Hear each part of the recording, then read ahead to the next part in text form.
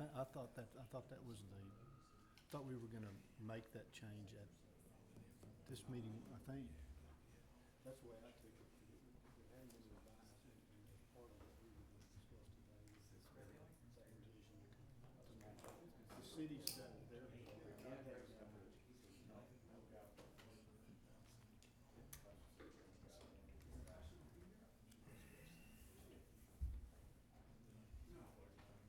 She's.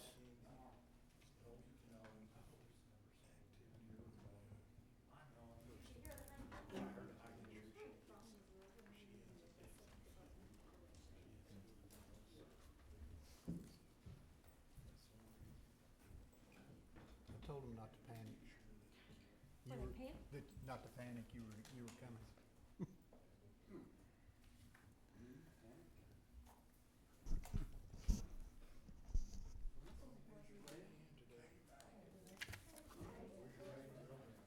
She just accidentally handed you two, I guess. She's meeting with me on one deal today.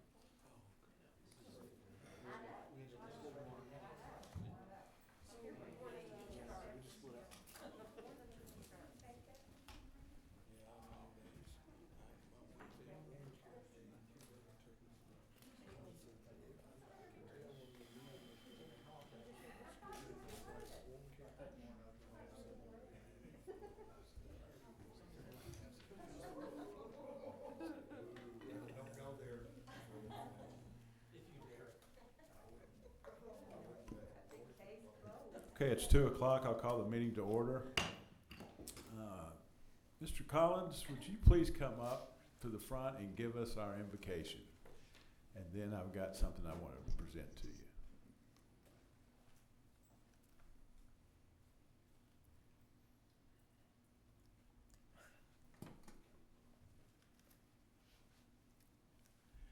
Before I give it, I was sitting back there thinking about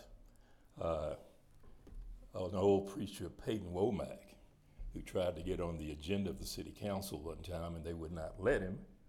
But because he was a preacher, they told him to give the invocation. He started out by saying, Lord, bless these sinners, what they're about to do. Please forgive them, have them make a change of heart before moving on. I promise I won't do that this afternoon, but thanks for the opportunity. Let us pray. Our Father in heaven, we're so thankful for all the many blessings that you so richly pour down upon us. Father, we're thankful for this opportunity to serve not only you, but this city. You have put us in positions to make decisions that are meaningful, that are fair, that are just. We pray that we will do our duty in keeping this commitment. Father, give us a spirit of sisterhood and brotherhood, even in our discussions on things we may not agree with, so that the best of all of us can show. Bless those that are sick. Thank you for allowing me a brief opportunity to serve in this matter. We pray that we may have made some impact on not only this city, but its citizens and how they go about their daily lives. Bless our council, bless our mayor, bless this committee, bless all the citizens here.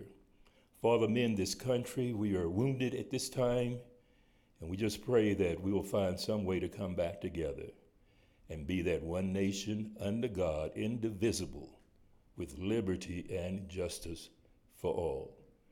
This is our prayer in your Son, Jesus' name. Amen, and God bless.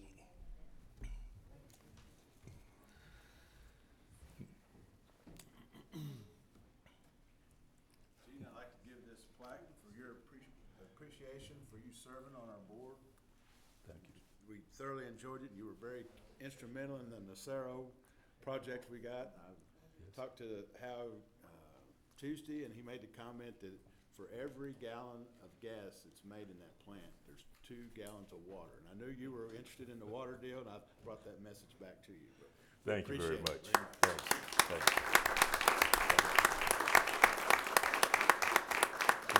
Want to have a word? Yes, sir. Okay. You're on the agenda. Okay. Yeah, that's an interesting project. When we were meeting with them, he said, well, I brought up the issue about water in West Texas. How much water is this refinery going to require? And you know, we had a conversation about this about 2 years ago about capturing the methane and making it useful. I think you and Mr. Bro, and when this project came about, I said, finally we have something that I think we can all agree on. As some of you know, I'm an environmentalist, but I'm also a businessman. I own a business downtown for nearly 40 years. And this project will not only clean the air, but also expand the business. So I was very pleased with it, and I hope that we will have a successful time with them. But let me say this, I have enjoyed serving on this particular board. Some of you may not know that this particular phase of economic development was started a long time ago when I filed a suit against the city. David, remember, we were trying to get the Economic Advisory Council, and it was Gene Collins versus the city of Odessa. We won out. And David was on the board, Nick Fowler, myself, and others were on the first board because we knew the importance of economic development and diversifying to this particular city. So this was my second time doing that, and I'm so glad to see some of the contractors that we had, the Small Business Development Center. You were one of our contractors, and the Black Chamber at that time was a contractor. The Hispanic Chamber was a contractor. However, it was mono at that particular time, but it was still the Hispanic Chamber. And we've come a long way. The legislation has allowed the ODC and other development corporations to do a lot more, to be more imaginative. And I am so pleased with what I've seen, especially with our compliance committee in trying to think outside the box. It's clear that the legislature did not want to dictate how the cities use their money, but they gave some broad boundaries in which to operate. And it has been great operating in that. Love all the contractors. I want to thank Motran for bearing with me and trying to get that infrastructure done. We've been trying to get that done for years, and they took a very active role, and now we're in the ball game for getting all types of infrastructure that will help keep us abreast of many of the other cities. So it's been real. For those of you who didn't know, I spent my 70th birthday in the hospital, reminding me that it's time to cut back. So I'm going to spend my time singing with the symphony, getting in the pulpit, and fishing. Not necessarily in that order, but I will come here from time to time because I like to come to the city council and present projects. Some of you may not know that I'm the one that started Main Street here in Odessa, and the first small business revolving loan program was started by myself. And we will keep doing that because I love the city. I enjoyed serving on the downtown committee for that very reason, because it was an extension of what we were trying to do all along. So God bless each and every one of you. I just pray that this body will make a difference in Odessa. Sometimes you have to butt heads, but let's butt heads in the spirit of brotherhood and sisterhood, thinking of all the citizens who are going to benefit from your decisions moving forward. Thanks once again, and God bless each and every one of you.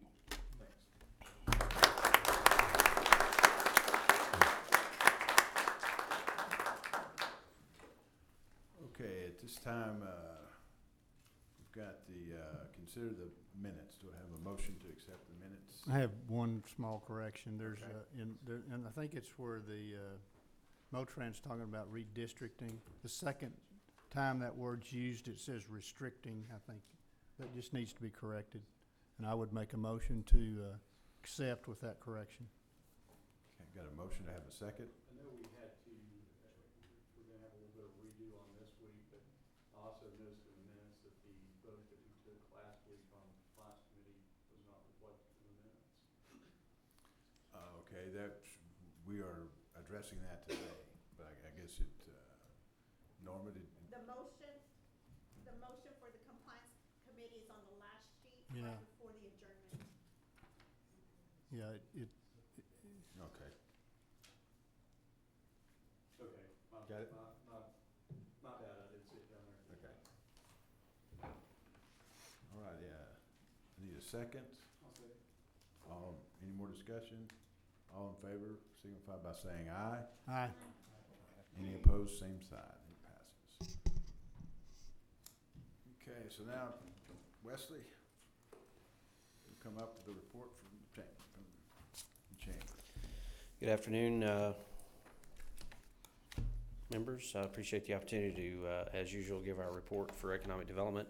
I'll be brief. We got a long agenda today, as we've noticed, but some of the things that we've been reporting on have finally come through. The Nacero announcement was one, as we've been talking about for quite some time. So we're happy that announcement came through, and they did come back to town in the last couple of weeks with who they think will be their contractor for the project, Bechtel. And they are excited to see the site and to get through that process of making that project move forward. Hearing some really great things about their financing. It is coming close to being closed, so we feel confident again that part will come through. They are moving forward, like I said, with a lot of the agreements for the geotechnical and for the construction and for several other parts of that process. So be happy to answer any questions specifically about that after I finish up, if you'd like. But I did want to hit a couple of more things you might have read in the paper this week about Project CTV. We've been talking about that. It's number 2020-06 in your report. We started on that project in November of last year, just kind of mid-COVID time. The site consultants have been working on and off with NDAs and other documents to try to make sure that moves forward. We're in competition with New Mexico, Colorado, and Wyoming. We feel confident that a site here in Ector County is number one. Obviously, there's some things to work through on that. The county did meet this week to talk about their portion of possibilities of tax abatement.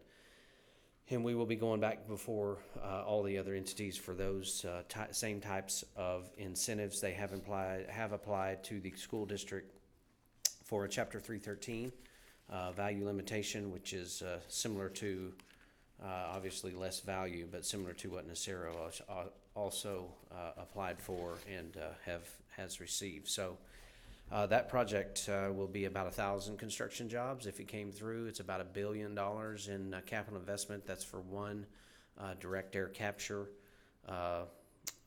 facility. That's what they call these things, but they plan to do many, many more if the site is right. So it could be a multiple billion-dollar investment wherever that goes, or it could be spread between two also. So a lot going on there with that project, a lot of things still to be developed. They've got a partnership with, it's a joint venture operation, but they also have a board of directors that has to make these decisions. I think the decision is scheduled for sometime in the third or fourth quarter of this year. Construction could start possibly late next year or early in 2023. So that would be another pretty exciting development out there. It'd be about 150 permanent jobs for one of these. So as you can see, if this multiplied out, we'd be pretty excited to get that in Odessa and Ector County. So just wanted to kind of give you, I mean, we're all seeing the impact that these supply chain issues are having. We've been talking to some home builders, and I know several of y'all are connected to the industry, but you know, we have incentives. Years ago, we did establish some incentives for some reasonably priced homes for the infrastructure cost. And, you know, it has come up that we may need to tweak those. We may need to move those values up a little bit, because now a reasonably priced home where we cap that between 175 and 2.25, that may be 2.25 to 275 now or something. There's a 30 or 40% increase probably in some cost. And obviously the lot costs are somewhat static, but when you have to put pipe in the ground, and that's gone up 30, 40, 50%, and then the lumber costs and everything else associated with that. So we may be bringing that back to the process of looking at that application and those qualifications again. going forward. Just wanted to keep you in the loop there. There's a couple of other projects on here that are just ongoing. The first one, Sabre Chemical, we've been in discussions with them pre-COVID. They shut everything down pretty much during that last year, but they have reactivated that project. It's a building that they're refurbishing out on South Grandview past the old Ameripole Simpole site. And so I think that one will be coming back, looking at even greater expansion. And we have been in discussions with Gantrade Corporation, which owns the Ameripole Simpole facility, in order to possibly get that site about 150 to 60 acres that would be usable, make it a greenfield, brownfield actually, site, clear the site of the facilities, and leave the 2 rail spurs there. I think it would be a marketable site. It's a great location on I-20 and has rail. So we're looking at some options there as well for that site. So it's another big piece of property that we could market, and I think it would be successful in that. I'd sent out an email this week about a possible Texas Economic Development sales tax training, kind of a mini training. I threw out the 25th really because of the legislative session wrapping up and the dates that worked with our presenter. I know Mr. Crow and Mr. Russell both had conflicts with that date, so I did just want to throw that out today and just see if there were some dates that y'all could look at your calendar. I'd like to see if we could get that together. I visited with Mr. Marrero about the council as well, joining in on that, making it a joint meeting. And these are usually all-day presentations, very, very coordinated, but they're usually out of sight, Lubbock, Austin, different areas. They're willing to come in and do one that's Odessa-specific. We've done it before, 3 or 4 years ago. I think it's a good time to have a refresher. I'll be the president of the organization starting in October, so I'm sure there's a little bit of preference there to come back out to Odessa and work with our schedules. So I'll throw out a few more dates in the next several weeks, but if there are certain dates that will not work, I'd really appreciate being able to know that going in before we start throwing dates out, and we know that there's 2 or 3 that won't work. So with that, I'll wrap up. Ms. Muncie will probably tell you our sales tax was up this month. We're excited about that. Hopefully it's the new trend. It's not where we want it to be yet, but it is coming up. It's up from last month. Well, year over year too. From 2020, I think it was down. This was the first month it was down, but I can't remember. We've been down so long. It just felt good to be up for a change. No, not year over. Wasn't yet? Okay. Sorry. So go ahead, burst my bubble. Burst your bubble. That's okay. We'll sell it next time. It will be year over year. But anyway, it looks like we've hopefully got a good sign there, and we hope there's some good indicators coming up in the economy, and we're excited about that. So, love to answer any questions you might have if you have any. Would you share what Bechtel and the Nacero people said about when they were out here a couple weeks ago about how their compliments they had? Bechtel particularly is usually not welcome a lot of times in these smaller towns, and we're considered a smaller town because they come in, they bring thousands of people, and they just start messing things up, and for a lot of communities aren't ready. They were extremely surprised and pleased about our community response. We actually took them to the site and showed them around. They've never had a community take them to the site that was being considered and going to be constructed on. And they've never had a response like this, so they were blown away, as well as the chairman of the board of Nacero was in town, and he has been nothing but complimentary of our response to the project, to the company, and to their contractors and everything like that. So their website has been updated. That it does announce Odessa as the site. There's a blog under information on that website you can go to and read about that particular visit that they had the last time, and there's some of the news releases as well. So it's really, really looking good. The PR we're getting on that's going well. Any other questions? I've got one. So I have a lot of customers that are contractors, big contractors, from industrial insulation guys to the big electricians, and when they read about the project in the paper, they reached out to me and said, at what point, or has Bechtel said anything about when contractors can start, applying or figuring out what the project's going to be so they can try to get their name in the hat? That process is ongoing, and I have links to Bechtel's website, and they will have a portal just for this project. If you'll send me, or if you'd like for me to reach out, we're getting, 5 calls a day, probably from contractors, suppliers, people wanting to apply. Most of those are probably me saying, hey, call Wes. Yeah. And just say, call the Odessa Chamber of Commerce Economic Development, give them our name and our number. We can send them, we're also compiling a list of names and email addresses in case they do not make that connection. And we are sending their information directly to Nacero for their information as well. So between those three, they will be on the list. Bechtel will be back to set up some local offices and some local hiring fairs. We do know that they're going to be able to be in the oil show this fall, and Nacero is planning that as well. So we're going to have a really big presence, but we can put them on a direct link that gets them to put their information in a portal just for this site, just for this job. Excellent. From Bechtel. So, yes, sir. Any other questions? Thank you, Wes. All right. Thanks. CVA advertising, Craig.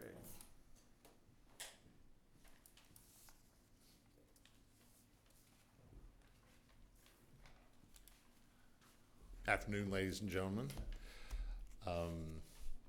Things are heating up, let's just put it that way, in the marketing end of ODC. We're excited about that.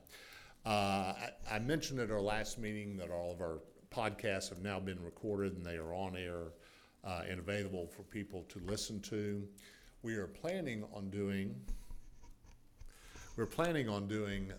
another podcast with some of the Nacero people talking about the project.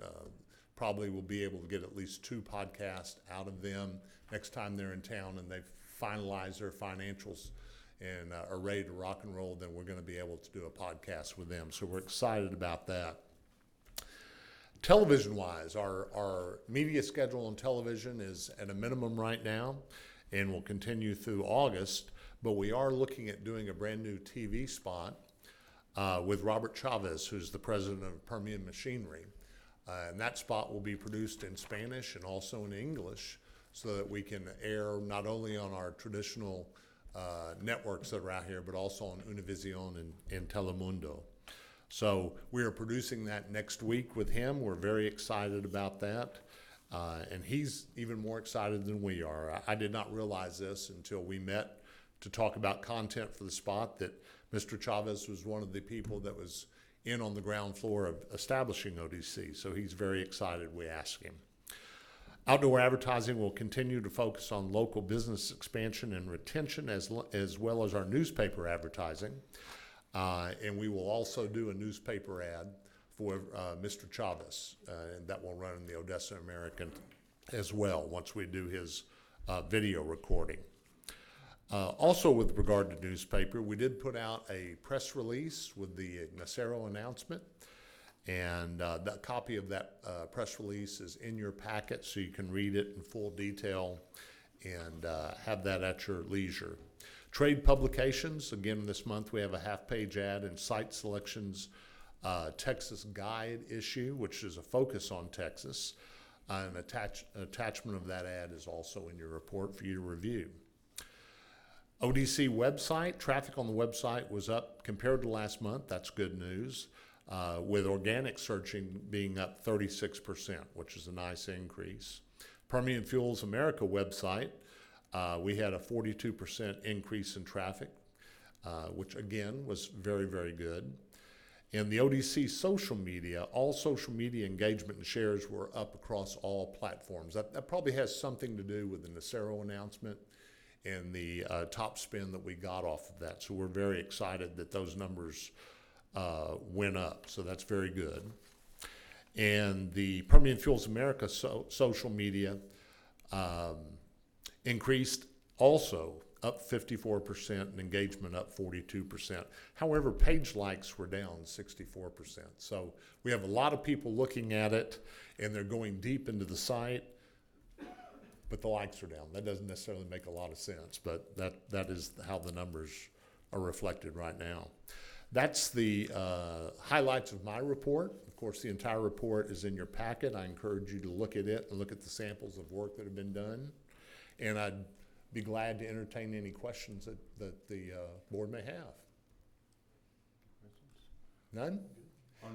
We need to have Kirk come up and give his report. I was just getting ready to introduce him. All right. Wanted to make sure there was an opportunity to ask questions. I'd like to turn it over now to Kirk Edwards, who's going to do an update on his committee that was put together by ODC for the Permian Fuels America campaign. Mr. Edwards. Thank you, Craig. Well, the technology's really changed, Michael, since I was here. What we've done, first of all, I want to say thank you to you, Odessa Development Corporation members, and for some of the newer ones that are here. We've got just a short presentation for you to look at and just kind of go over the highlights of how this got put together.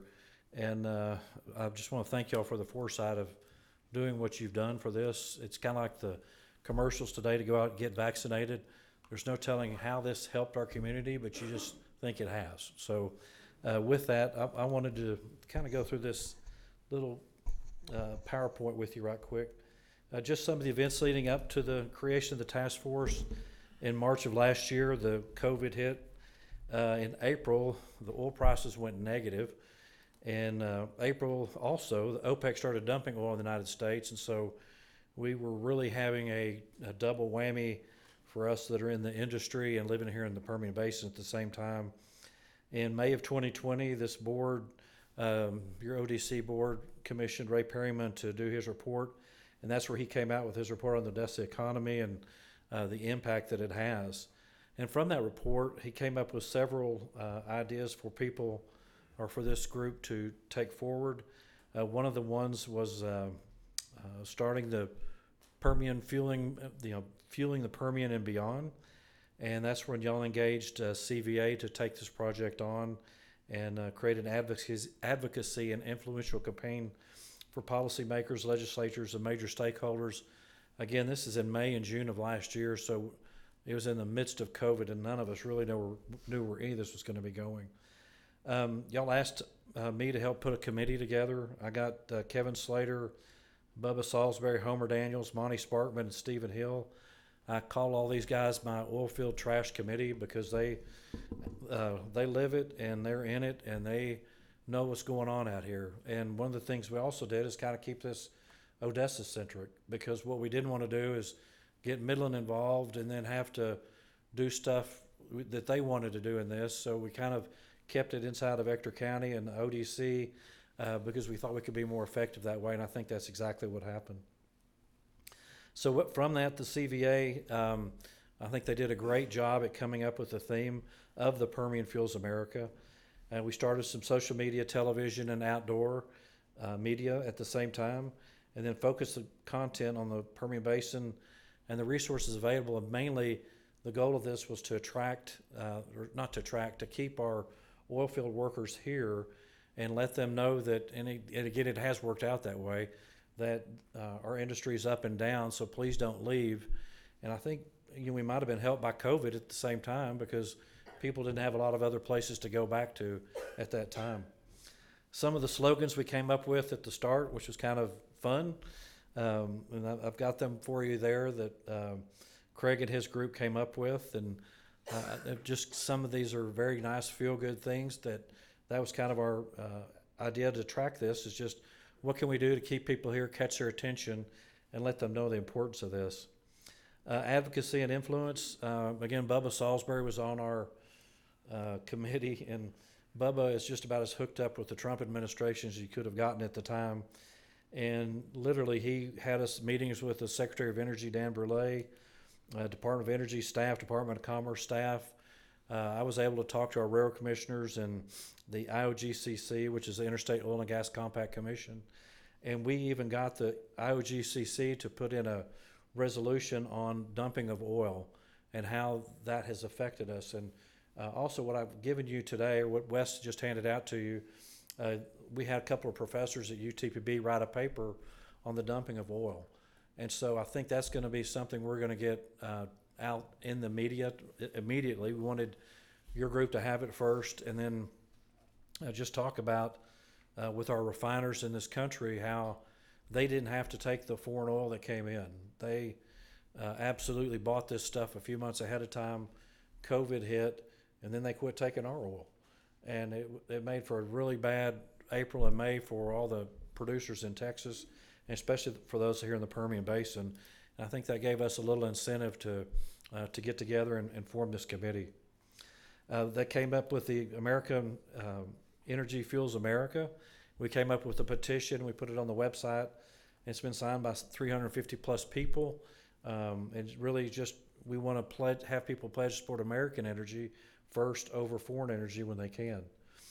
Craig was talking about some of the media that Permian Fuels America has been on, and Facebook, Twitter, LinkedIn, and then in our website too, and that's just some of the things there. And then these television ads, and I just want to play one of them. The Permian Basin Oh, has here. 92 billion barrels of recoverable oil, 38 times the proven reserves of Alaska. The Permian is crucial to America's energy and economic security, and will need skilled workers to remain the energy epicenter for decades to come. Whether you need help looking for temporary work, financial assistance, or are in need of other services, these local organizations can help until the oil market returns. Opportunity still lives here, so should you. The Permian fuels America. And I've got one more to show The you. Permian Basin has 90.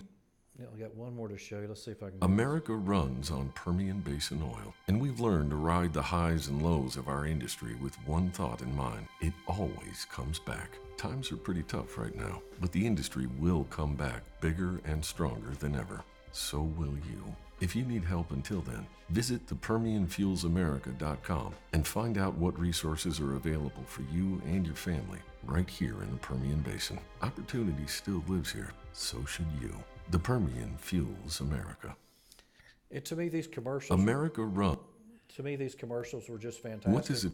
I think Craig and his group did a great job putting them together. And again, when these were getting played, it was the worst of the worst here. So, what we're trying to do is get people's attention, get those workers' attention that, hey, this thing is going to come back. And again, luckily it has come back, because I've seen it take a lot longer to do that. But some of the other things they did on the campaign were do some billboards, and you would have seen these around Odessa with some of the slogans that we had.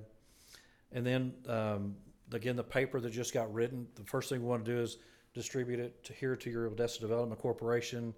We'll have it published in some oil and gas magazines. We'll use some of the fun facts on social media, and then explore trying to do some other things with it. But the main thing is we want to kind of get something coming out of Odessa back towards the state. I wish we'd have had this during the legislature, and maybe we could have got them to do some things for our state and for the refiners doing what they did to us. But I think this is going to be again, UTPB did this research in this paper on their own as a gift to us, and everything that y'all have done for them in the past too. So I want to give them a big applause for putting this together. Our current environment, again, this is the Texas unemployment. As it spiked during COVID, it's down to 6.9%. But as all of y'all know, we in Odessa have had the worst unemployment rate through all of this. And then still in March, it was 11%. I still think we see a lot of our friends going back to work, but there's also a lot of money getting paid to people not to work. So our schools are in, which is great, but we still need a lot of people to work in the oil field right now, and a lot of them are still not coming back. Part of the reason for that, of course, is our drilling rig count, which is the purple up on the upper right-hand side. We were really cruising along in this country, drilling a tremendous amount of wells before 2020, and then COVID and the oil dumping hit, and it just really smoked the drilling rig count. And as you can tell, it's coming back up. And I can't probably read that, 344 rigs right now, probably 290 of those are running here in the Permian. We're very lucky to have that. But again, with the Biden administration shutting down things in the Permian side of New Mexico, it could really affect a lot of the oil companies here too. But it's going to make our Permian land, the Permian and the western part of Texas, even more valuable. So even if they quit drilling in New Mexico, they can move those rigs over here and drill in Texas. So the great thing about Texas, we have no federal lands for them to shut down. And I think that's going to be something to our advantage. If they shut down offshore, if they shut down federal lands in New Mexico, Colorado, Wyoming, and some other states, that's just going to leave one place to drill. And the best place in the country and the world right now still is here in the Permian. Next steps, we'll distribute the UTPB paper. Consider using this program and tagline in whatever ways y'all want to do that. And again, if y'all want this to carry forward, we can certainly do that. I think we need to make some inroads with the Biden administration. We certainly had a lot of inroads with the Trump administration, to say the least, and I think they hurt us. I really do. I think they got Saudi and Russia to quit dumping oil quicker than what they probably would have. And then, to me right now, the Saudis and everybody else are kind of waiting for COVID to pass before they start playing their games again. So I do think we're going to have a good, year or so ahead until, they start doing something else to manipulate the oil price and do stuff like that. So with that, I just want to say again, thank y'all for putting this committee together. We've got some great people, and with that, I'll take any questions if y'all have any.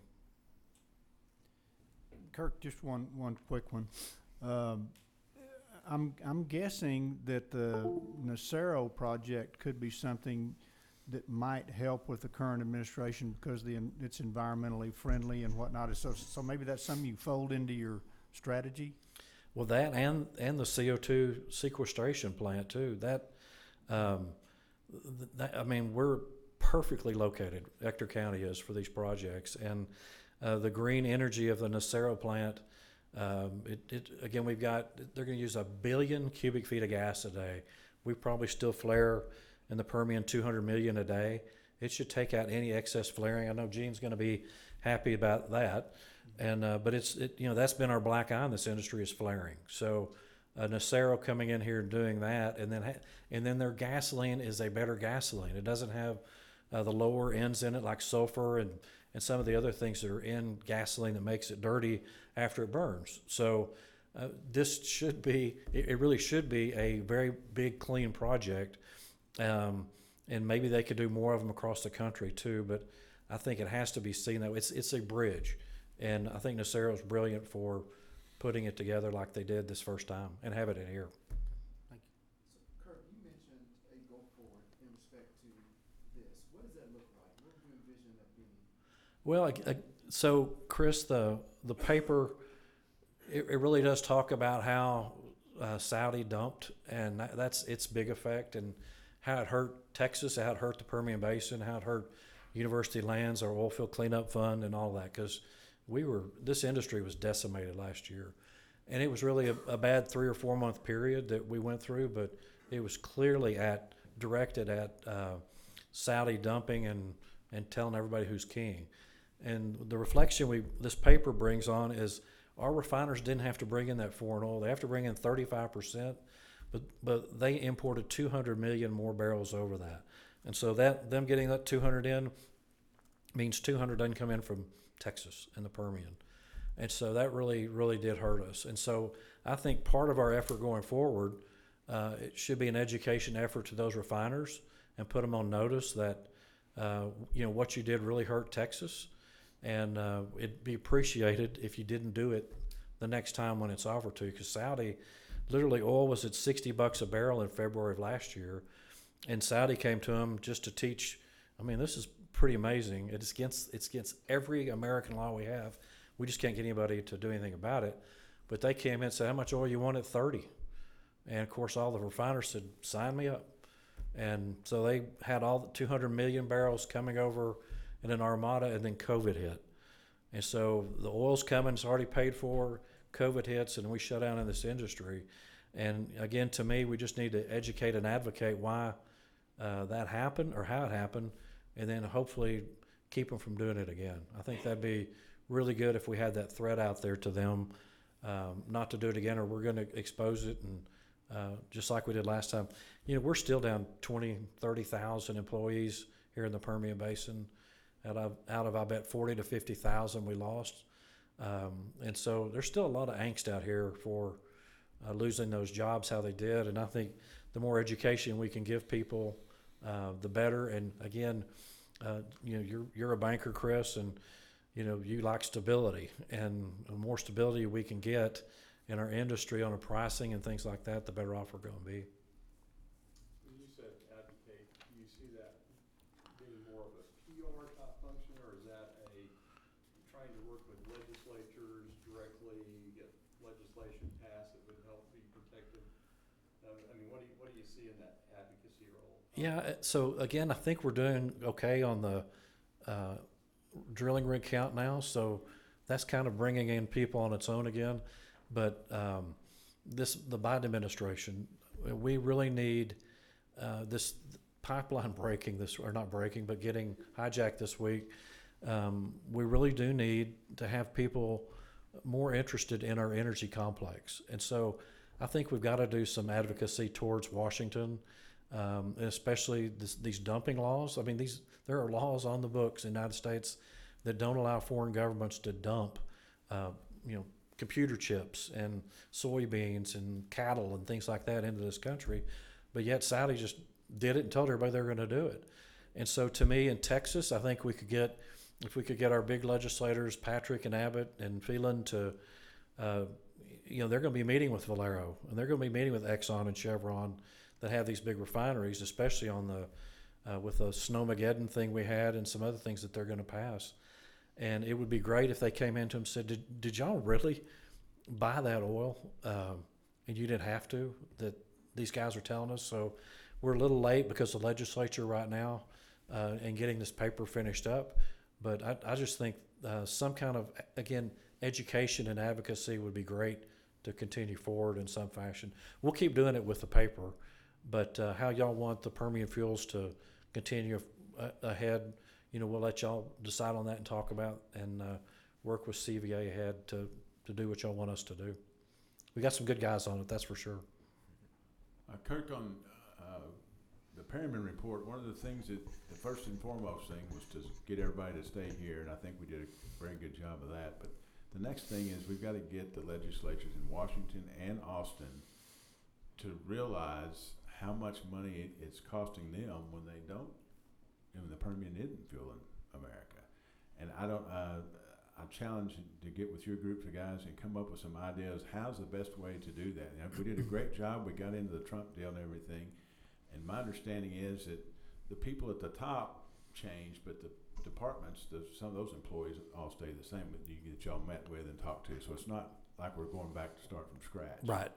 But what we need to do to get their attention, and the University of Texas and Texas A&M, they're losing money on that. And that's kind of the second step of what that Perryman report asked us to do. And we need to put our heads together and figure out how we're going to get that accomplished. Yeah, and getting this paper finished has been a big goal of ours. Y'all know, y'all been patiently waiting for the past few months for this thing to get finished that it now has. But I think, Craig and Wes, putting their minds together on the best strategy for that. But again, we need to get that message out there, Tim. Our oil in this country is strategic. Those planes and tanks and things don't run on solar power. And so we've got to figure out if they want our oil in those strategic petroleum reserves, or if they want the Saudi oil in there. And then the other thing is too, and Gene, I don't know why you're not on this. Is Gene still here? Oh, golly. We import 4 million barrels a day from Canada. And Canada burns 4 billion cubic feet a day of gas to heat up their oil tar sands to get that stuff to move. And it's the dirtiest oil, in the world. And yet it's all coming into California, and it's all coming into Keystone pipelines and things like that, and everybody just buries their head. And so to me, that makes our oil even more cleaner and more valuable here. But again, we just got to get, that's another piece, Tim, that we'll educate people on, is how clean our Permian oil is compared to everything else that they're importing in this world, and especially the Canadian oil right now. Very, very important. I apologize for a second. I want to ask Craig. Craig, do you have anything planned in the go forward as far as your use of dollars in advertising specific to this and a go forward? Quite truthfully, Chris, we were anxious to get this report because we think it's going to give us a little better feel about how the messaging that we'll be using going forward. But I think the legislative part of this is probably at this point the most important part, because we have to have impact at the governmental level for any of this to make sense. But I do think there's some more education to the general consumers, and showing them the facts and figures as to what it means when oil from Texas is not utilized by the refineries. So I think we need to still continue pretty much a two-prong attack, but I think that the attack is shifting a little bit of emphasis emphasis more to the legislative side than on the just general public side. Thank you. And Chris, too, no telling what on Nacero and some of these other CO2 sequestration projects this might could help with also, because you've got an outlet now to do some of that and advocacy with these groups, and I think the education again of clean gasoline, again, it's going to take quite a bunch of decades before everybody's on electric cars, but to have a clean gasoline come in first over what we've been doing, that could be a huge thing for sure. So Maybe we need to tag it to Permian Fuels America Goes Green. yeah. So, okay, any other questions? Well, I guess just make a comment that our advertising committee, I guess, ought to address this issue and figure out what we need to do in that regard. Anyway, thank y'all for letting me present today. Appreciate it. Thanks, Chris. Okay, next up is the Black Chamber of Commerce, Mr. Walker.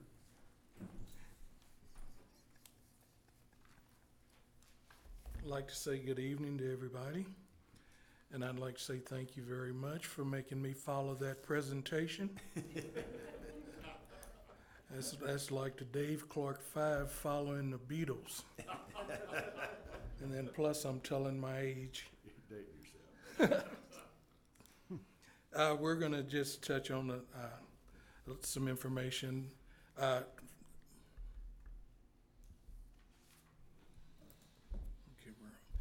We're getting a feedback.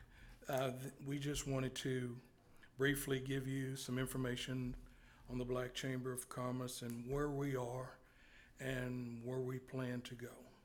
As of May 7th, the Black Chamber of Commerce is, we're in negotiations right now with 2 potential new companies that are showing interest in opening businesses here in Odessa. The first company is looking to open a in-home care office, and they with the potential of employing 3 to 5 people. The second company is a hair and nail salon. They have a location in El Paso, and they have shown interest in Odessa as well, and they have the potential of employing 2 to 4 people. We have 3 other companies that has contacted the chamber office and wanted information about doing business in Odessa. We gave them our contact information. We gave them the information that they needed to get back with us. We have not heard back from them, but we're looking forward to hearing back from them. And we also gave them the information for the Hispanic Chamber and the Odessa Chamber as well. On May 1st, we were able to host a chamber networking breakfast event. We had over 175 people attend this event, and this was an event we wanted to open up and get people to come out and show them some of the companies we have involved in the Black Chamber of Commerce. And this is just one of 3 events that we have scheduled for the year. We recently completed our second of 6 small business workshops with the partnership of the SBDC and Mr. Tyler Patton and the UTPB. We had 19 people sign up and take part in the course. We're currently starting our advertisement for our workshop that will take place June 9th. This will be the 3rd of our 6 workshops. May 15th, we're planning to host a board call-in and contact weekend.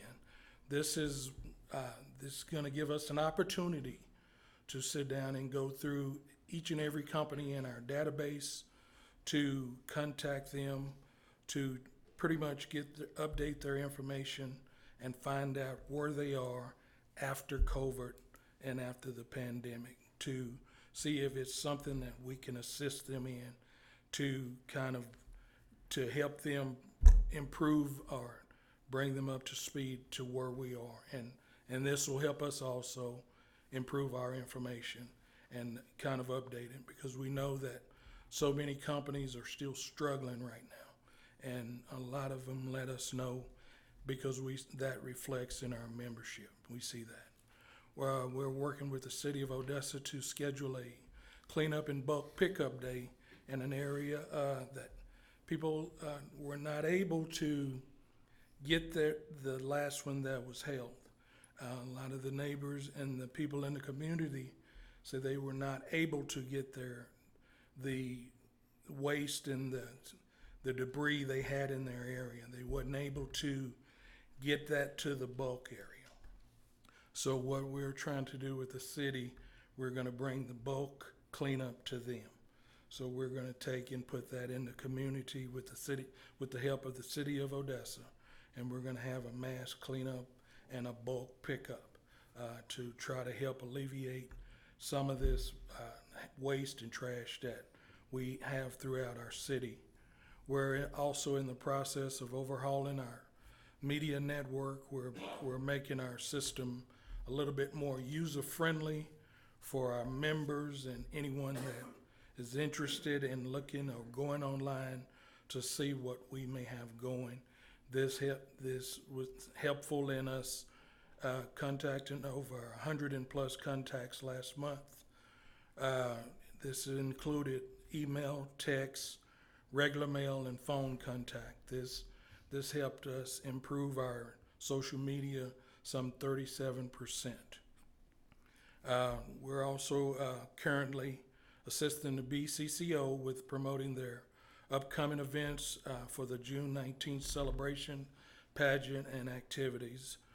We were giving information, helping them advertise, and help them promote the events that they have coming, so that this will be a successful event.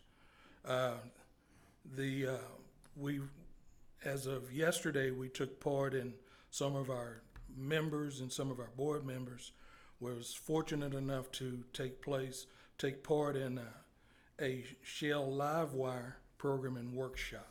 And I'm pretty sure Mr. Tyler Patton will have more information on that, but this was sponsored by Shell Oil Company.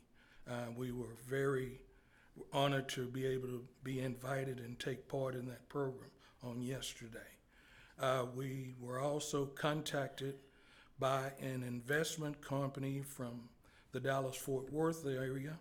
They've requested a date in late June. They would like to come and do a lunch and learn. They want to come in and do an investment and financial planning. They wanted to come in and sit down with us and go, basically just people there, a lot of people, they ask us about it. And some of the people we have as members are companies that are basically too small to have investment programs. So they want to come in and show them how they can make their money work for them. So this is something we'd like to incorporate with the Odessa Chamber and the Hispanic Chamber, to give everybody an opportunity to sit down with this company and possibly, if they're interested, they could invest through them. But they just want to come out and be able to sit down and talk to some people about investment plans. And then finally, we are currently working to finalize our details for our upcoming 12th annual golf tournament. Robert E. Williams 12th annual golf tournament, and it's going to be on July 17th. We're to the point we're finalizing all of our information. We're going to put that out. We're going to advertise it, and we'll have more information. As a matter of fact, we meet tonight, and we will have everything finalized and complete by next meeting. Any questions? Any questions? Chris, the Yes. investment company, are they thinking about opening an office here or just coming in to work with people? They're currently coming in periodically and meeting with people. And a lot of the people they are meeting with right now are ConocoPhillips employees. They have done, this is how they found out about these other opportunities. They want to come in and basically sit down, but we have basically I asked one of the advisors, is there a possibility that they would ever be interested in opening an Odessa branch? Because they have so many clients here in Odessa. So they say that the possibility has come up here in either Midland or Odessa because they have so many clients here in West Texas. So that has come up. That'd be good.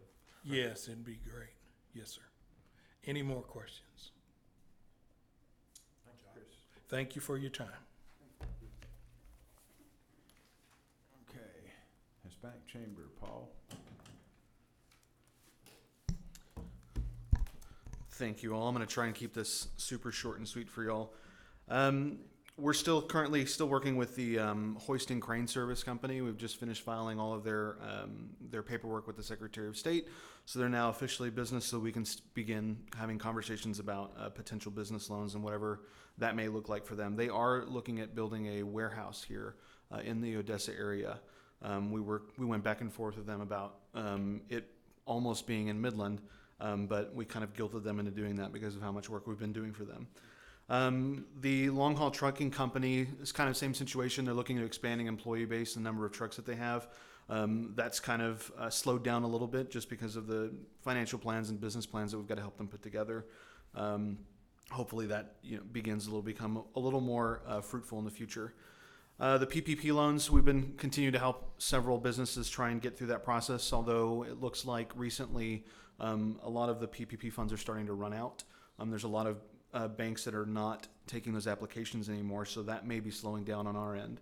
Along with that was the economic injury disaster loans. Several businesses, we've also been helping with that for those that are wanting to do that, because unlike the PPP, the EIDL, they do have to pay back. So I'll probably have more numbers about exactly how much money we brought in with the clients that we've got here in the coming months as those EIDL loans become finalized. From the business development side, we'll continue working with small business SBDC, HPB. From what Tyler's telling me, it seems to be going well.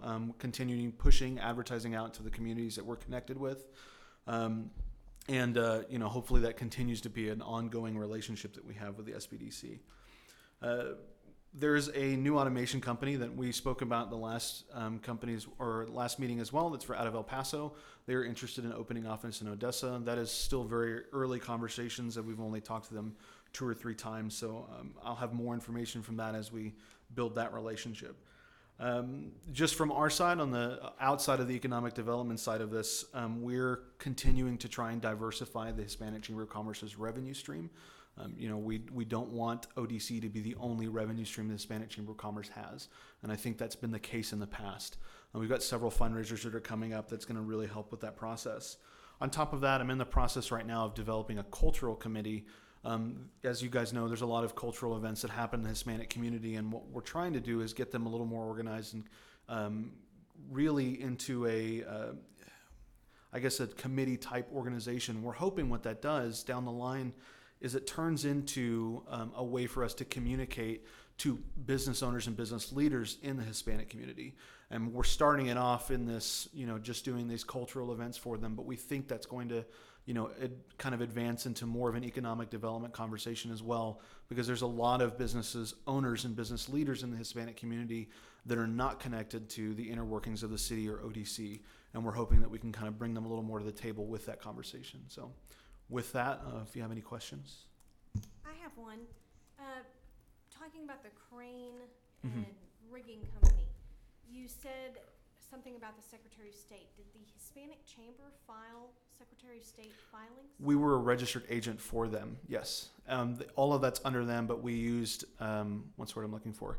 We were the registered agent to help them file that paperwork. Okay, who advised them on what entity structure or what? They came to us with what they wanted to do. Okay. It was they wanted to do an LLC for that, so there was no advising on our part. I would caution the chamber to be careful about advising on entity structure Right. and things of that nature. Yeah, the only thing we did is they came to, I'm not sure who they spoke to, but I know they came to us with that's the entity they wanted. And then all we did was just execute on that plan for them. Okay. So I appreciate that though. Any other questions? Good job. Yeah. All right, thank you. Reports, both Black Timber and Hispanic. It's got nice to see that much activity going. Okay, Tyler, you're up next. Good afternoon. You have our report in your packet, but I wanted to go over a few highlights. Excuse me. For the month, we had 290, I feel like I'm screaming at you, 290 counseling sessions. That's up 25% from April 2020, which is a little surprising because, as you'll recall, that was near the beginning of the PPP and actually the EIDL is what it was the beginning of, the EIDL loan program. So we've been able to maintain that client base, so I'm pretty pleased with that. We had 5 events or seminars with 61 participants in April, 2 new businesses, one of which was in Odessa, a little over 1.2 million in total capitalization, and about a little over $500,000 of that was from Odessa firms.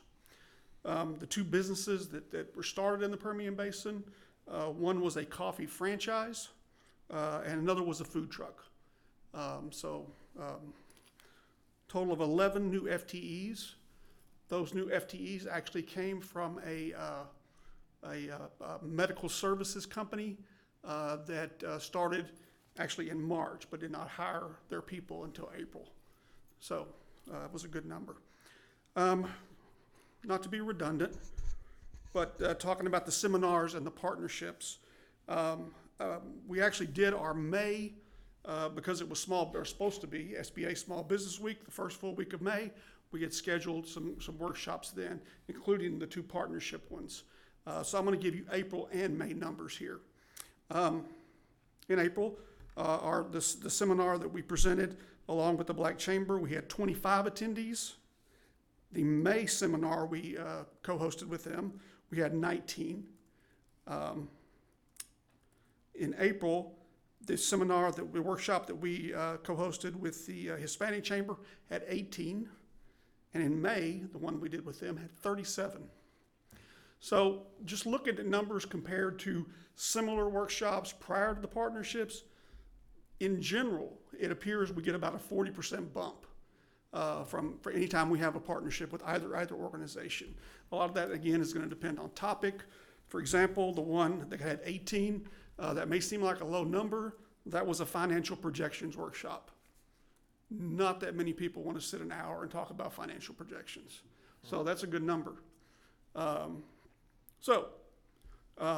one workshop that we did not get a lot of responses to, we never do, but we have to do them a couple times a year, was intellectual properties. So the vast majority of those 61 people in April attended the 4 workshops that we had other than intellectual properties. We never get great attendance on those, but they are necessary and it's something we have to do. Just to update you on a couple of programs. I mentioned last month about the Small Biz Accelerator Program. We took applications through I believe it was the 29th of April. We actually got 41 applications. We accepted 30 with 4 alternates. There was a few businesses just weren't quite ready. They were more in the idea stage than they were in the actual business stage. The first session begins May 18th. I haven't seen how many of those yet, excuse me, have accepted all the terms and things like that, but I expect a good number of the 30 will. I think last I saw it was at least 24 had already accepted, and we're going to join up. So our first session will be May 18th. Our first session with the mentors will be that following Thursday, and it will be in Odessa at a Parks Legato location. I don't remember the name of it. Yes, sir. Red Oak, okay, yes, that's it. Thank you. So Shell Livewire was talked about just a few minutes ago, and I can give you basically what I know now. So Shell Livewire's been around for 30 or 40 years, but primarily they have done these programs overseas. and it's another entrepreneurial program.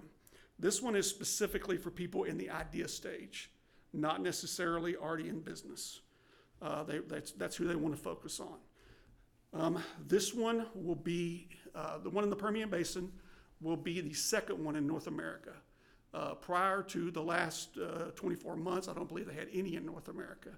They launched one in Canada a year ago, something like that. This will be the second one. They will launch one in Mexico City, I believe, later this year, early next year. So it's interesting. Right now, they're in kind of the exploring stage, getting to know the market, the different people they need to talk to, the best way to communicate with potential businesses. So it's in the early stages, but it is scheduled to be in the late third or early fourth quarter of this year and go through the winter, basically. So it'll be an interesting program. They are working currently on the curriculum. It's kind of where they're doing market research and doing the curriculum. Any questions on any of that? Any questions? All right, thank y'all very much. You bet. Motran.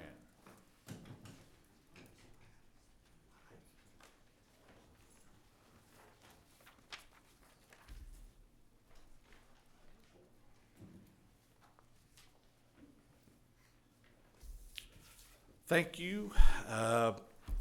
For our report today, we're just going to kind of go over the highlights of our legislative agenda as the session's about to wrap up.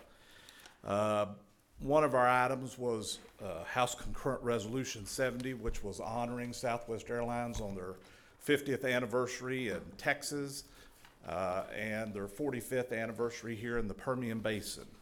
And if you got to pick a legislative agenda, this is the one to have. That thing was unanimous, so that was great. And we're moving forward on it. And where that's important, you realize about a week ago, you heard the announcement that Southwest added a direct flight out of Midland and Odessa to Denver. And part of this is their diversification of hubs. Dallas-Fort Worth, or Dallas-Love has always been their primary hub. They're very, very constrained there. And so this is a Western hub, and we're getting pushed into that, which is great. Adds a lot of things that are very good for us in some ways, but we also have people who are trying to get from here to Houston who are getting routed through Denver, and that's not great for some pretty obvious reasons.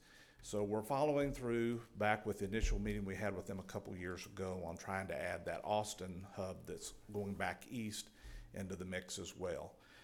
What I can tell you is what you see before you, this poster is part of our thank you for your 45 years of service here in the Permian Basin and all the love. And we are heavily marketing this to a very strategic piece of the state that's probably within about a 3-block radius of Dallas Love Field. And the reason we're doing that was because in the next 2 weeks, this item is going to be on the Southwest agenda. I don't know if they'll actually be taking action on it, but they're certainly looking at it. It'll be a discussion. And so in the meantime, we just want them to literally feel the love. We're going to keep moving forward with our big party, getting them back out here this year as well, so we can celebrate in person and talk to them about more ways we can work together and push forward on that. But again, that one is one that's coming down the pike, and we think is pretty important to keep us very viable in the aerospace arena. The next item is House Joint Resolution 82, commonly known as the GROW Bill. We were asked to testify on that this past month, talking about the economic impact of the Permian Basin and also oil and gas as far as the state as a whole before the Appropriations Committee. That bill passed out, and it passed out of the House yesterday. Of course, that bill provides a piece of severance taxes that are collected here on oil and gas production back to the areas where they're being generated, and about 71% of that in the state of Texas is here in the Permian Basin. So that's a good piece of news there. I imagine we'll be going back for the Senate side of it here shortly. We talked to you previously about the extension of I-27 and the whole study that had occurred there. One of the things we were trying to do to make sure that ultimately any extension of I-27 leads to the Midland-Odessa area was get all the data from that study. We had been denied that data by the Texas Department of transportation on several occasions, and thus we had a bill in the legislature this time, House Bill 3551, which required the release of that data. It passed about a week ago by 143 ayes out of 150 possible members. And lo and behold, last night we had a zip file sent to us releasing that data, which could not have been released before.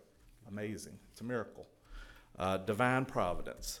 Along those lines, there is another bill out there along those same lines that creates an I-27 advisory committee, which would make recommendations and prioritization of improvements along the potential I-27, assuming that gets done. There are 19 members from the primary Ports to Plains corridor and one which would be the mayor of Midland. We felt those odds were a little bit unfair and asked for an Odessa slot to be added to that. We were denied that, and oddly enough, their bill is stuck in the calendars committee, and I hope it will remain stuck there till they see fit to do what the Lord obviously means to have done. Finally, you talked a little bit about this and what you've had going on with your Permian Fuels America thing. We did pass out, I had Dustin go get them out of the car, a couple of little brochures. These were provided to every member of the Texas House of Representatives leading up to the GROW bill. They're now being provided to the Senate. Kathy McMorris Rogers, who's the ranking member of the House Energy and Commerce Committee in Washington, had requested some of these for some deals that we had done with them earlier, you know, as we're pushing road projects. And one thing I would just throw out there for you to think about, you know, we've spent a lot of time over the last several years talking about economic impacts, a lot of data, all those sorts of things. And what I will tell you is I've had more requests for these two sheets than anything else in the world. The fact that people are astounded by the fact that the shingles on their house are a petrochemical product, or a PVC pipe in their house is a petrochemical product. I mean, for us, we would hope that's not like big news for anybody. But I will tell you, we have had consistent, 3 of the members who were with the ranking member all requested these same things too. Can you send a couple hundred of these to our office in Washington? So oddly enough, in all of this, one of the things we always need to do, and we sometimes forget about, is just a general education of the public at large of how important what happens out here is to people's everyday lives. So I just throw that out there for what it's worth. That's my report. I appreciate the opportunity. Thank y'all. Any questions? Thanks, James. Next, we're ready for Ms. Muncy. Mr. Fry's gonna give the Okay. financial statements, and then I have a comment on the budget. Okay. Thank you very much for this opportunity to present the ODC financial statements to you. I was just going to highlight a few points contained in the March statements, and then if there are any questions, of course, I'll always be prepared to address those, and then we will go through the sales tax numbers as well that Wesley referred to. You'll notice on page 1 of the report that our total assets and liability and fund balance are $57,554,197. Page 2, you'll see that the revenues for the year to date, which is 6 months of the year, are a little over $5 million, while expenditures remain at $1.619 million. One of the things that did happen during this month is that we transferred $5 million from the money market account at Frost to the Logic government pool. And that's reflected, you'll see it noted on page 4 and then 5 and 6 as well. We've been trying to get more money invested in different areas. In addition to the $5 million that has been transferred from Frost to Logic, we're also in process of buying a $2 million CD from a local bank that will give us some increased yield in that area as well. Finally, we're also trying to purchase some more municipal securities. Those are rather hard to find right now in some ways, and so we're continuing to be on the alert for those, and we plan to move in that area as well. So those are the things that are kind of working on our investment side. You'll see the overall total of those has not really changed, but the categories that they're contained in has had some pretty significant changes in there. As I mentioned before, the sales tax revenue was up almost $100,000 this month compared to our budgeted number for that. We're still down compared to last year, but for this year, from the actual received in May to the budgeted amount for May, we're up about $90,000, which represents 9.85% increase, which is really a very positive sign in that regard. when you compare it to last year's receipt for the same month, we're down about 14%. But when you compare that to April, we were down 30% in that same regard. So I wanted to at least note that it's certainly moving in a very positive and good direction in that regard. With that, I'd be happy to take any questions or go into more detail, whatever else you might like in this regard.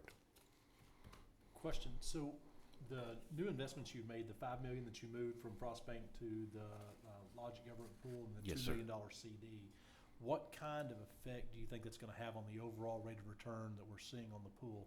And don't quote me, memory was like 0.0346%. Are we looking at an increase? If so, about how much?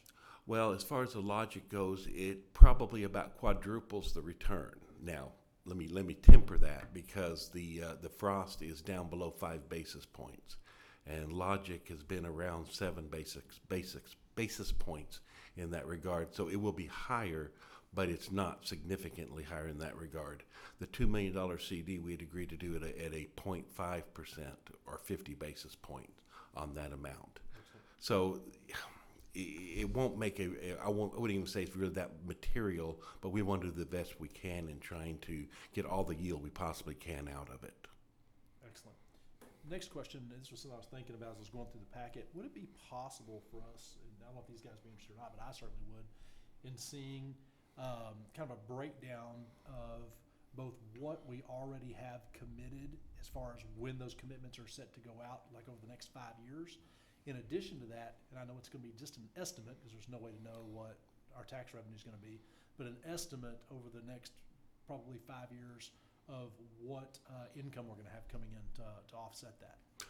It's very interesting you say that. We've been working on a cash flow projection that should be available before too long in trying to identify what our commitments do look like over that period of time into the future.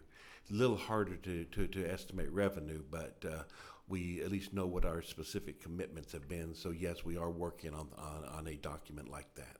Excellent. I'll be looking forward to that. Thank you. Any other questions? Seeing none, I need a motion to accept the financial report. Need a second? Second. All right, got a motion and a second. Any other discussion? All in favor signify by saying aye. Aye. Any opposed? Same sign. Passes. Okay. I believe Ms. Muncy needed to say something as well. She's told me she's gonna straighten me out, so No. here we go. For new members, and then a reminder, when we prepared the budget for 2021 back in July last year, we weren't sure what was going to be going on with the facade and infrastructure grants, and so we only allocated $100,000 to each of those line items, with the understanding that the board has the ability to move money around through a budget amendment at any time during the fiscal year. You are going to be addressing some facade and infrastructure grants at this meeting. Those would require an adjustment to the budget, and generally we take that out of the business incentive line items. As y'all all know, we always budget a huge amount there, which is basically what we have available at the time for fund balance.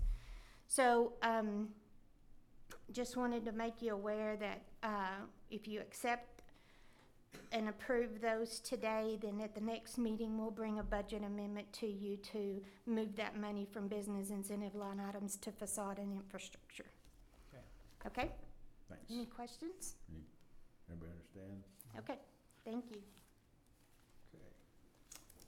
Alexa, see you next. There she is.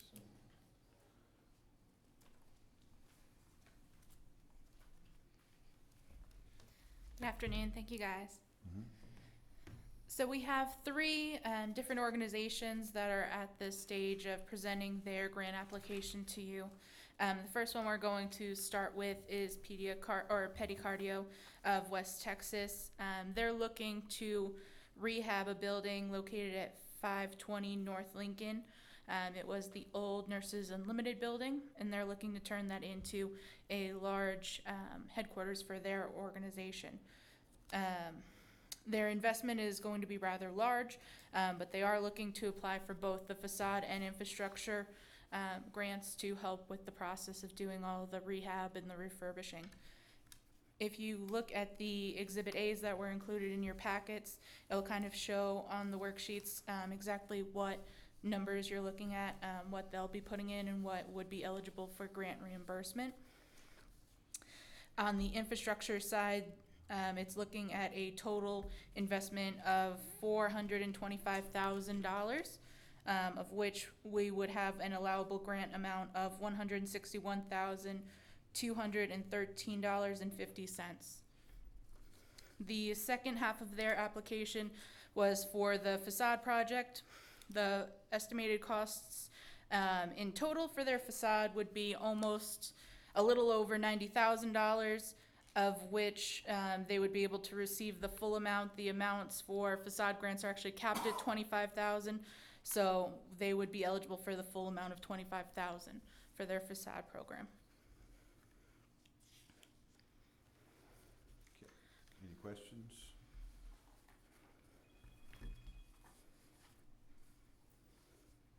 Okay, entertain a motion to approve this project. So moved. Got a motion, need a second? Second. All in favor signify by saying aye. Aye. Any opposed, same sign. Okay. Next up for your consideration is a project at 513 North Grant. It is looking to become an upscale lounge. The ODC and the City Council previously approved the property owners, a different organization from this one, to redo the facade, and that was completed and already paid out in a previous fiscal year, I believe. But now this organization, these are the lessees of the property, and they are looking for an infrastructure grant to help with the upgrades that are necessary to bring it up to code on the inside in order for their business to open up. If you look at your investment worksheet, it should have been the last page for their application within your packet. You'll see that there's a total property investment of the infrastructure and the property from the lessees of nearly $90,000. Of that, they would have a allowable grant amount of $40,951.25.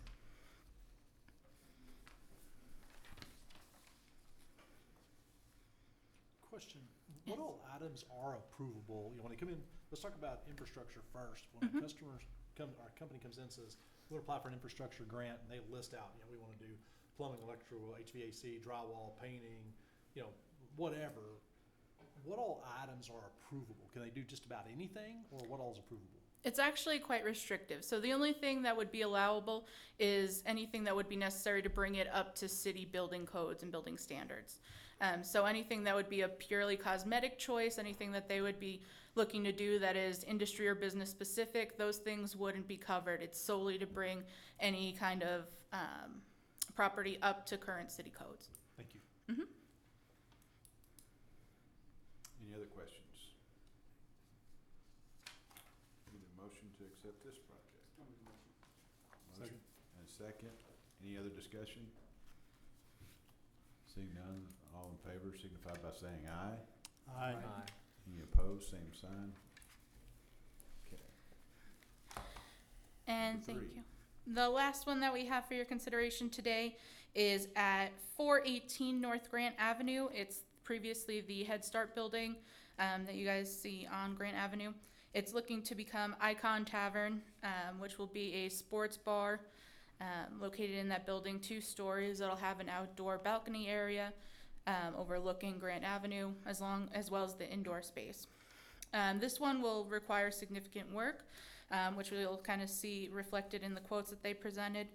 If you look at their investment worksheet for the infrastructure, it's an investment of just short of $500,000 just for the infrastructure. Of that, almost $300,000 is related to bringing it up to code, meaning that their allowable grant would be $145,685.26. For their facade, they're looking to invest a little under $150,000 in just the facade, meaning that they would be eligible for the full facade grant of $25,000.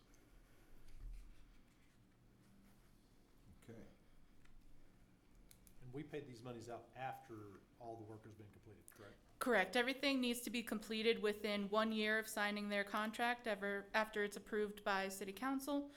And then everything needs to be submitted to our office for review. Then we send it to the legal department for review. Then it's sent to a third-party auditor for review, and then it's paid out. Fabulous. Thank you. You're welcome. I had a question. Yes. On this particular one versus the other two, the infrastructure is 2 to 3 times more per square foot.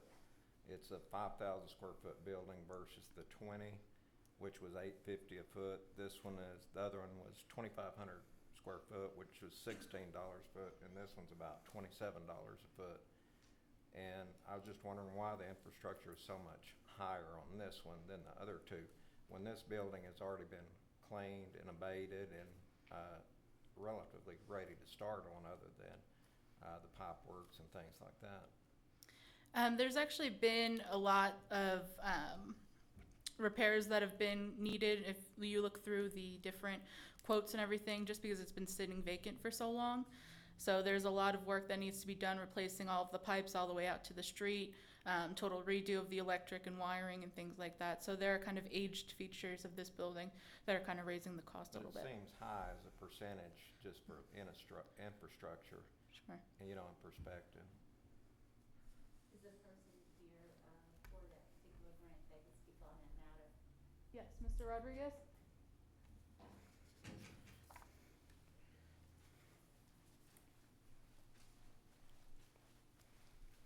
Hello, Board.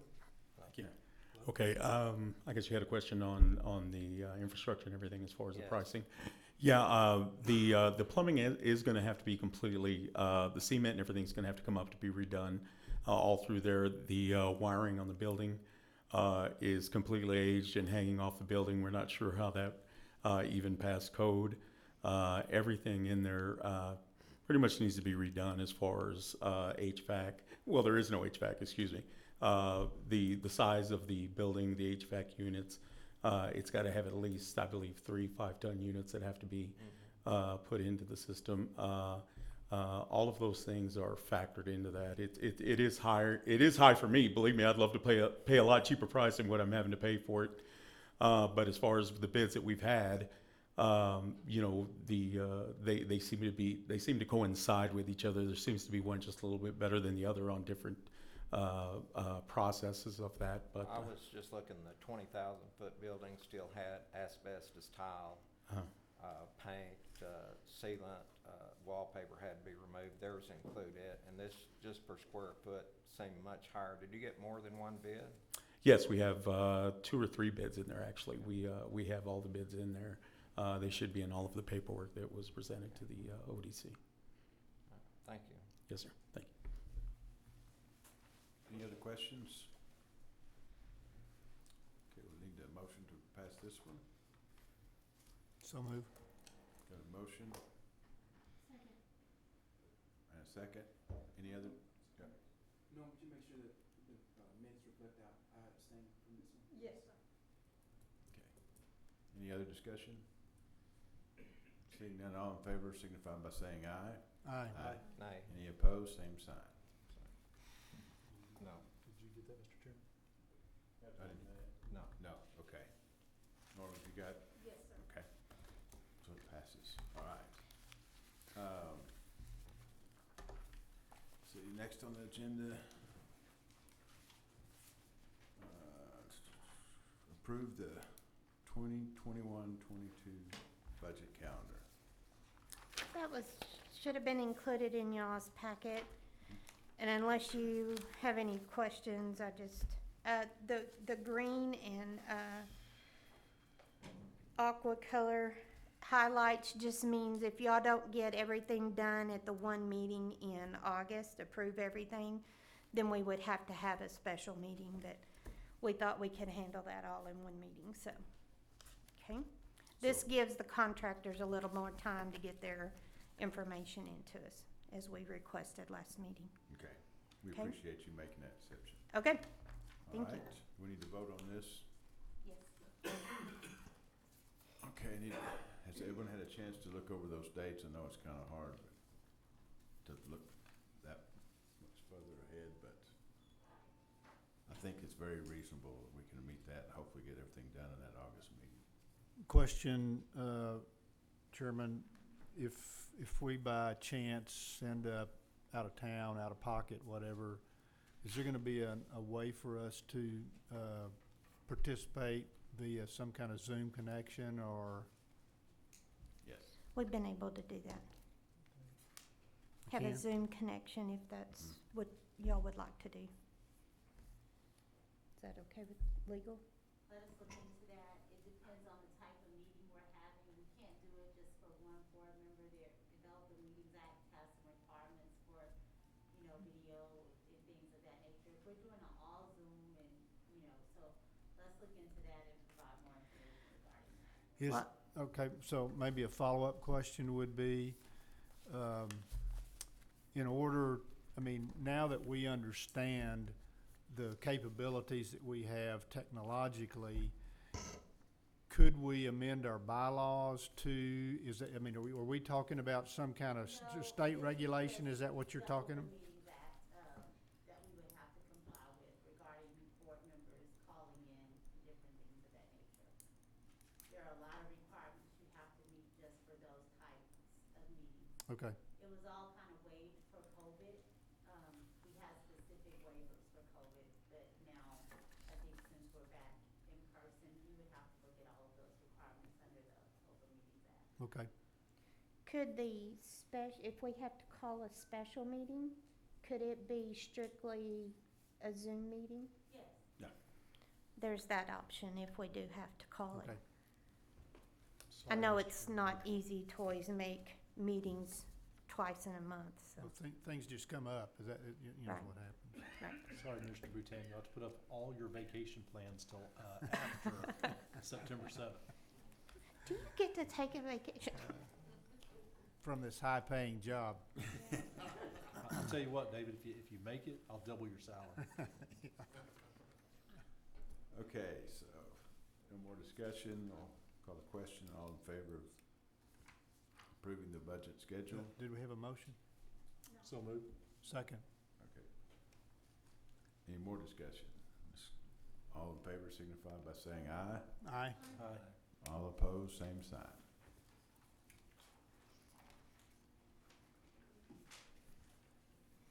Okay, next on the agenda, we need to appoint a compliance committee member to replace the outgoing member, Phil Padilla.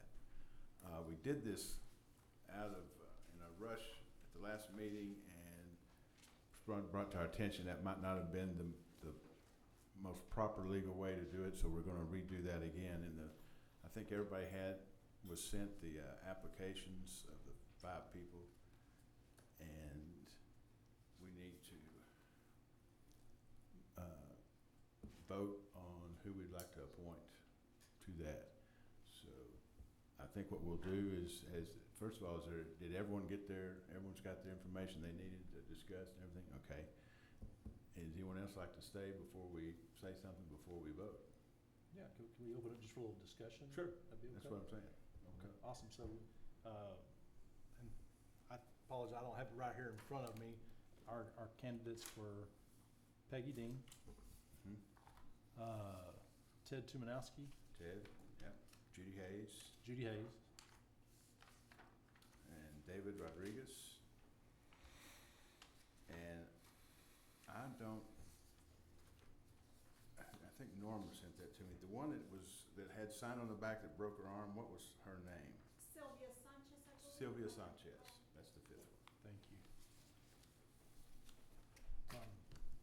I was just gonna suggest, I know we all have folks we'd probably like to see on compliance committee. Can we give reasons for that? Just have a little discussion on it. Say the question again. I said, yeah, I know we all have reasons why we have folks we'd probably like to see on compliance committee, and I think David made a good valid point last time. It may be a possibility of looking at when we get to the bylaws of expanding or doing something different like that as well. But, personally, I would like to see Ted Tumanowski on there. Ted is a prior ODC board member. Ted owns a infrastructure company that does building infrastructure that could have a lot of insight to companies coming in that normally want to bid or build plant properties and equipment. you know, one of the things that you guys have said in the past is we like to see people on compliance committees, and especially the ODC board, that have experience, and who better than someone that's sat in our chairs for compliance committee. Okay. I would recommend Peggy Dean for a number of reasons. Obviously, been on city council recently and has to approve ODC decisions. Peggy's probably one of the best financial and business minds in the community. Has CPA, done lots and lots of tax work, lots and lots of mergers, acquisitions, and whatnot. She's and really good thinker. I just think she would be terrific. She would be a great chairman of this committee at some point. I just would like to add that having worked with Peggy before, she, in my experience, is always prepared for meetings, always brings intelligent discussion to the topics at hand, and just to echo David, I would trust her to look at a financial statement and company information to be able to properly analyze whether or not an applicant is viable. You know, just to echo what both Melanie and David said, having been the most recent ODC compliance chairperson and having Peggy operate both as a member as well as from a council standpoint, the knowledge that she brings is invaluable. I mean, she just continually brings forth great information. She has insight, looks at things ways that we don't look at it, and so she just brings great knowledge. And so I echo what the other two have said about her specifically. Okay. Any comments for any other of the? You want to speak to any of the other three that? Yeah, does anyone have any comments on them? No. Seeing none. Okay. And what you mentioned before, I think David made a comment at the last meeting maybe of expanding it to 12, but no less than 10. And I think we'll get that when we do the bylaws. I think we'll consider doing that, and then that way we'll have 2 more spots to fill, possibly at the next meeting if we can get that taken care of. I think everyone here is in pretty much agreement of that. Talk about that then, sure. Okay. So now it's no more discussion, then we can go ahead and vote, and we'll start down with Ms. Robinson. Who would you Ted. Sir? Ted Tomoski. Ted? Okay. Mr. Tomoski. Ted, okay. And you, I'd also obviously like to Ted. see Ted, yeah. And I cast my vote for Peggy Dean. okay.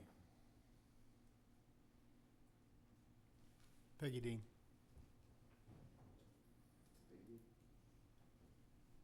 And I have to agree with them. Peggy Dean would be the one I vote for as well. So Peggy will be the one that we appoint.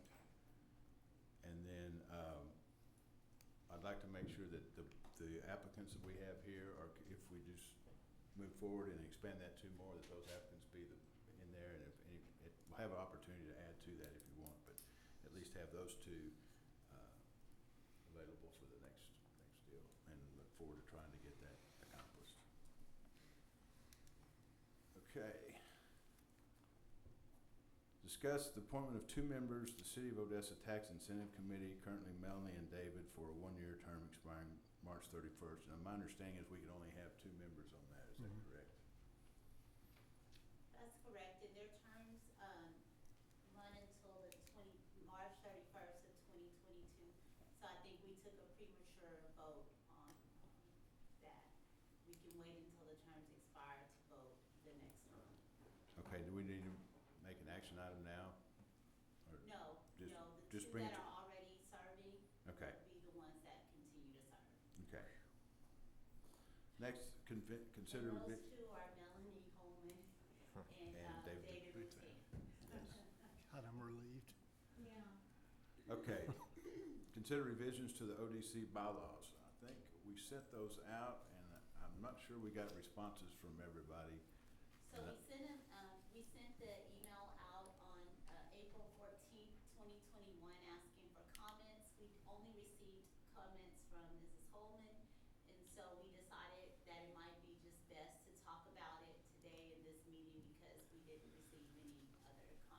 Yeah, refresh my memory, because I know I did a lot of work with Robert on this at one point. There was a lot of,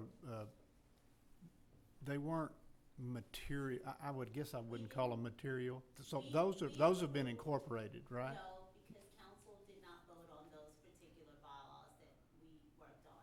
Well, I thought that that, time I guess I thought they were, his changes were in draft form. So those drafts are not in here? Tina, are they? Yes, those changes are included because those are the changes that ODC approved at that time. Yeah, okay. But not council. Okay. So those changes were actually approved. Tina, you? By the ODC board. Right. Yeah. This is what the ODC board approved February of last year. Yeah. Okay, and so you start off right off by going 7 members instead of 5, correct? That'd be the, goes back, yeah, first thing, okay, all right. Well, if we can get those responses back back to you, Natasha? Yes, we did address it at the next board meeting. Well, I guess I only had really 2. One is that we have to change the number of board members. Right. So I didn't really think we needed to comment on that. And the only other issue that I thought was going to come up would be the changing the number of members on the compliance committee to maybe not less than 10 and not greater than 12. So I mean, that's the reason I didn't respond, because that's one issue. And you have my We do have yours. suggestions. There was one area that I thought there was a redundancy where it talks about the mayor being an ex officio member of our board, and then it references him again later, and I think we can resolve that, so. Okay. There were 2 small things that I wanted to just discuss. One was, in looking at it, it wasn't clear to me in the bylaws, and this is a little bit different, kind of relying upon other boards that I've been on. There wasn't a clear statement in there that whoever our chair is has to approve the agenda before it's sent out to members. And so it was a little unclear who's in charge of the agenda, which would normally be the chair.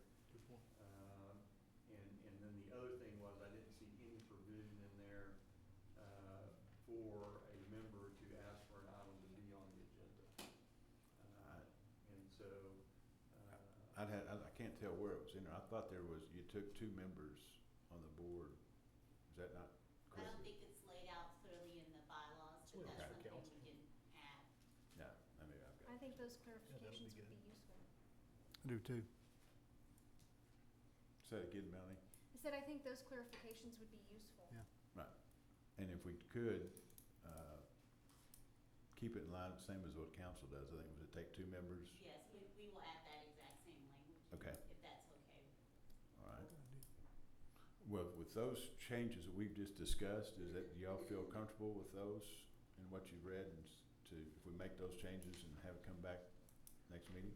Yes, and we'll make those and we'll send them out, and if you have any comments, if you don't know how to redline or whatever, we're available. You can come in and meet with us, you can call us, you can send us an email, whatever the case, we're willing to work with everyone just to get a good draft to send out to the whole board, and we can vote on it at the next meeting.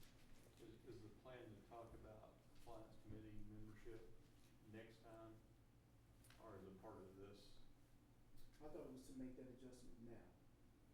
To increase it Yeah. to 12 max, Yeah, increase it to 12 now. but no fewer than 10? Yes. Yeah. I don't think anybody objects to that.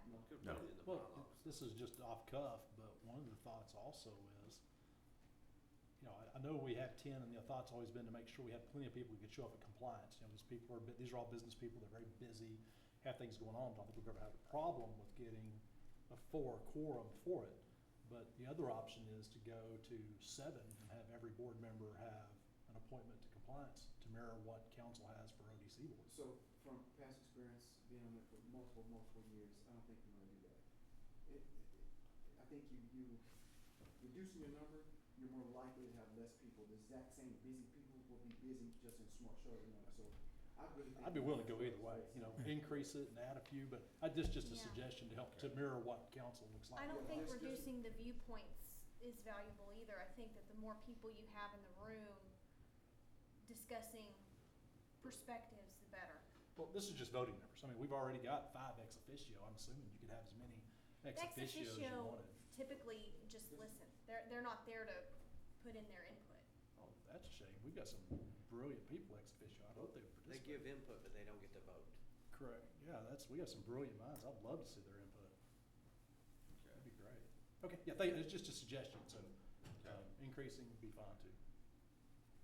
Okay, well, if everyone agrees, let's increase it to 12, no less than 10 on the bylaws for us to pass next meeting, if everybody's okay with that.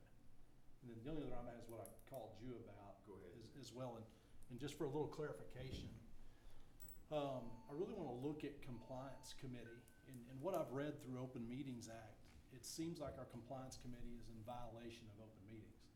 And I'll give you a little blurb here of kind of what I'm talking about. Give me just 1 second.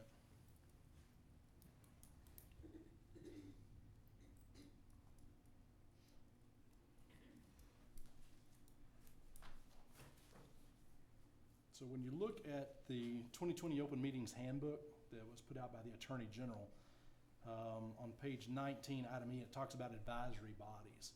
And the first part of that says an advisory committee that does not control or supervise public business or policy, which is kind of my first thought, is how we were looking at this. But I think we can all pretty well agree compliance has a lot of control over what ODC does. As they come in, they even put together our packages, they help negotiate what the offers are going to be, and then bring it to us for approval. It says they're not subject to the act. However, if a governmental body that has established an advisory committee routinely adopts or rubber stamps that advisory committee's recommendations, which would be the other side, even if they don't put together the package, if they don't negotiate from behalf of ODC, if when they bring that stuff to us, and someone could make the argument that we routinely just approve what they bring to us, they could still be in violation of the act based on what the Attorney General said. So my question is are we putting the cart before the horse here? Should, when a company comes in and wants to talk about a grant or award, should the information come to us? That's our job to review. I Hold on just a second. disagree Hold on with just a your second. assessment. Yeah, let me finish and I'll let you see what I'm talking about.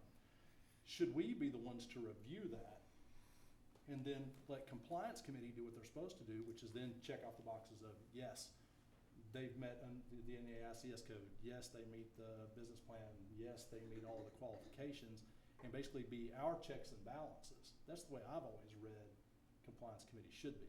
But go ahead, Melanie. Yeah, I don't believe that there's a good argument that we rubber stamp what the compliance committee does. I don't think that's accurate at all. This body has regularly, even on your prior term here with the board, changed or made a change to whatever compliance recommended, sent it back, asked for more information, changed a grant amount, or completely negated a recommended grant. I don't think that there's a valid argument that we rubber stamp what compliance does. Compliance doesn't make any binding decisions whatsoever. So that's why they're not in conflict with the Open Meetings Act. The most important reason for them to continue to do what they do is that companies, when they come to us for grants, are not interested in publishing their trade secrets in an open meeting. That can be really damaging to them among their competitors. The compliance committee is able to review that trade secret information while maintaining privacy for those companies and make recommendations to us that we by no means should rubber stamp. Isn't that what we have executive session for? There's a specific, item 501 dot whatever it is, for contract negotiation. It's certainly so my that it's not brought out preference into open meeting. that this body do as much in the open meeting as possible. Since I've been on the board, I think that we've only gone into executive session one, maybe two times. Yeah.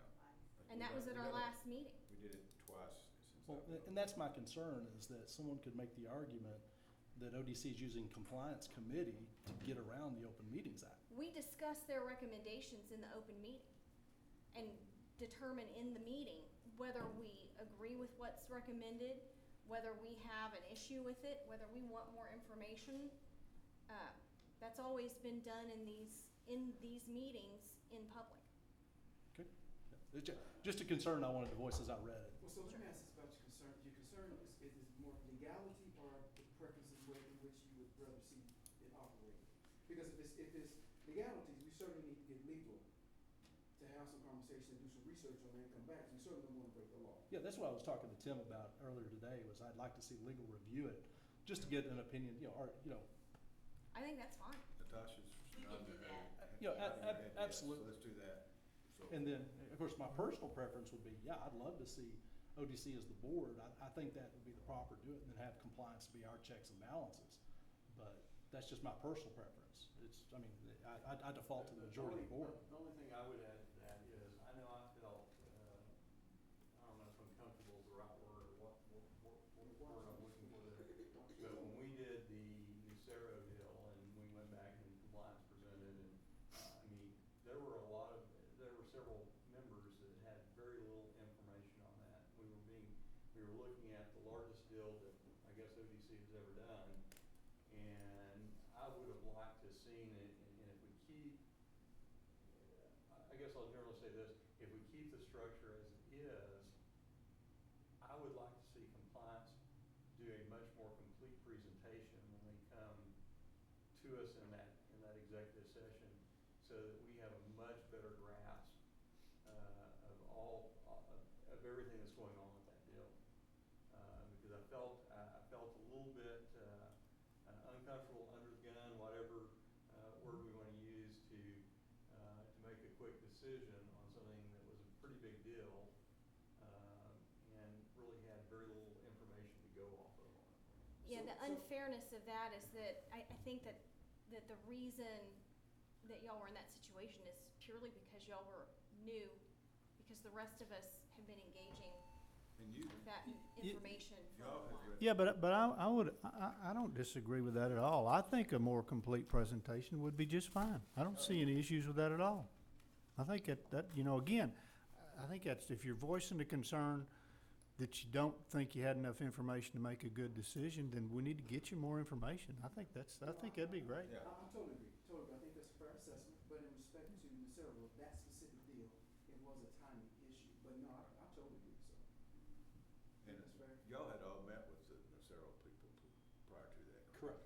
Yeah, I think that's my assumption there. Y'all had a chance to ask them questions or everything else if there was something.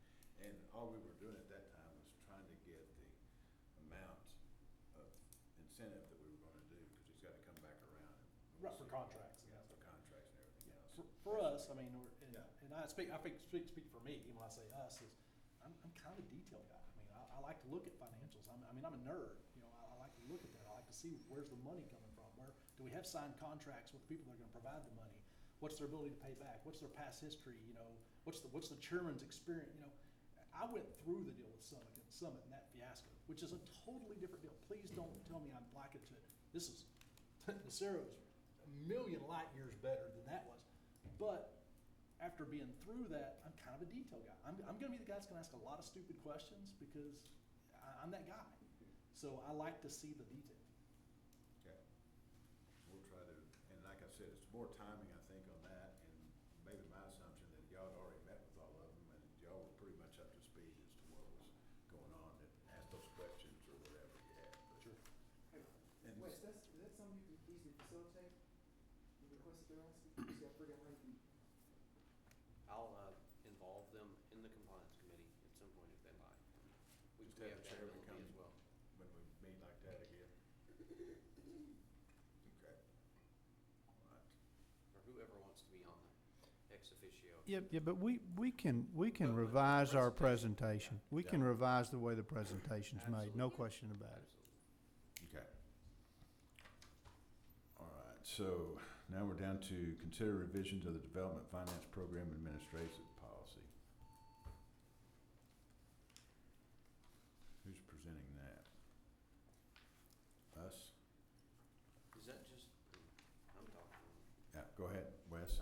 Is this just a housekeeping thing as well, just to be approved? Yes, and I think that would be, we can do the same thing we're gonna do with the bylaws, where we send that out, and if you have anything you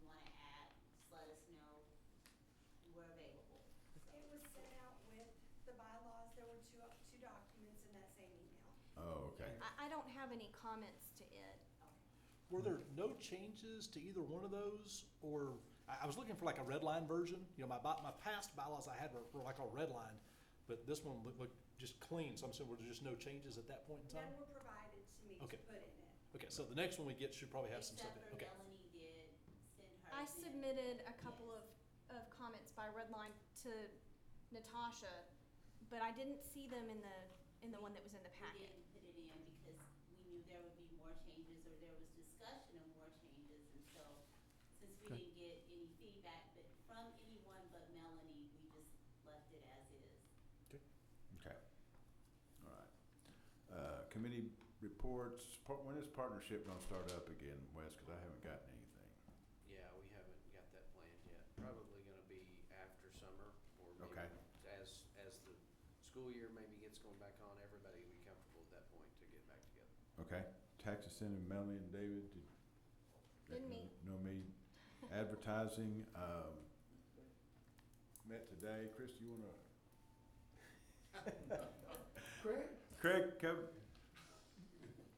review our committee meeting. Now, basically in his report, he went over everything. We just got to see a couple of things that are new, up and coming, and I think that, Jeff was there as well, myself and Chris, and then, lots of ideas to bounce around, and then, Jeff had a couple of, questions on mail outs. Right, direct mail. Direct mail, And we and, reviewed where we are budgetary wise year to date for the budget and where we stand going forward, so.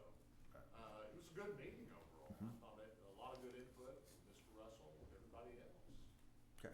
I think the one thing that I really liked that we saw today was the planning that was going into kind of a joint effort between getting all the advertising on one page from ODC, Discover Odessa, all the things that we're doing, so that we're kind of out there, you know, what they're planning is kind of a common theme. And, you know, we got to kind of see a little prelude to that, but it was really, really, really good. Unified message. Unified. All right, Jeff, did the Downtown Grants Design Review Board, Yeah, we met, these were the three projects that you Okay. guys saw today. We met last Friday, and went over those projects. There were a couple things, and I don't know if this is the time to bring them up, or I'm not sure where these things have to be pigeonholed at. But there were a couple things that we discussed that I'd like to bring about for consideration. One, currently in the grant proposals, there's only the requirement, there's a suggested two or more bid, but it's a recommendation, it's not a requirement. And we did have one project, the lounge, the house one, that had only gotten one bid. And so we talked about making it a requirement to have at least two bids to make sure that we're well covered there. The other thing we talked about, particularly in the case of a new business, a startup business, was requiring a business plan to be submitted with the grant, because we're talking, particularly on the infrastructure, we're talking about some fairly large dollar amounts potentially. And so we wanted to be able to kind of assess the viability of the business. And all our idea there was to not only assess it, but also to look at it in the eyes, do we need to get these guys matched up with UTV, or do we need to get them matched up with somebody else to do some coaching? So that we make sure that when we're making these investments in new businesses, that they have a solid foundation, they've got a good idea, they have a good chance of success. I'm not overreaching, but would anybody think it'd be acceptable to require that they attend some seminars with SBDC to ensure that they're, you know, I understand that with the infrastructure investment, even if the business fails, we now have a building that's up to code for another business. I get that, but I'd rather that we ask these businesses to do something to ensure their survival. So I will say yes to that. Coming from the industry that I come from as well as a lot of the conversations I've had over probably the last 18 months, I think that, using your words, Jeff, we should do everything we can to set them up for success. And so I think that would certainly be, I think it'd be great. I think it'd be a great idea. I think everything we can do to bolster them, because the other thing, even if we end up with a remodel of the empty building, we're still got an empty building. And if we have that happen often downtown, I know I own some retail space, and the worst thing you want to have is tenants moving in and out, because then the center gets turned in. So we want to make sure that that's not happening downtown. I think Tyler's already left, but I think he'd welcome us forwarding someone, and when they're asking for that kind of money, I don't think it'd be too much to ask them to give it Tyler. Would we want to recommend specific workshops we want them to do, or, how do we want to approach that? Why don't we do this? Let's give us some time. We'll get with Alexa, the grant designer who we can get with Alexa, maybe come up with a little proposal of a few changes, multiple bid requirement, those types of things, as well as maybe some training and business plan. And we can just kind of put together a little guideline and bring it to you guys. Yeah, maybe the SBDC just creates a little, and they do it on demand. Yeah. It'd be perfect. Yeah. Well, and that also at least sets them up too with some support systems, some people that they can call when they have questions. I think that would be a good use of Okay. the structure we're trying to build. I agree. Anything else on that? Any citizen that wants to make a comment? I didn't see any, no paperwork was sent, or, so if we don't have anyone, entertain a motion to adjourn. I'll make that motion. Motion, second. Any discussion? All in favor signify by saying aye. Aye. All opposed, same sign.